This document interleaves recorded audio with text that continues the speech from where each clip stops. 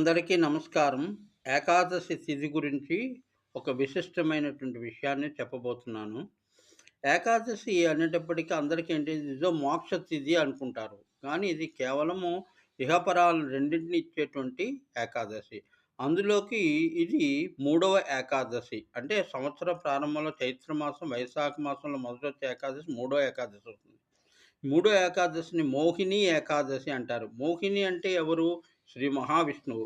మహావిష్ణువు ఆరాధనలో మహావిష్ణువుగా మహావిష్ణు మోహినిగా అవతరించిన కారణం నెరవేర్చడానికి ఏదైతే చేశారో, ఆ విధమైనటువంటి పాత్రత, పవిత్రత 2 మనం సంపాదించుకోగలిగితే, ఈ ఏకాదశి పవిత్రమైనటువంటి ఏకాదశి, పాత్రతను పలికించేటువంటి ఏకాదశి. ఇదే దీని యొక్క విశిష్టత. అంటే మోహిని అవతారంలో ఏం చేశాడు విష్ణుమూర్తి?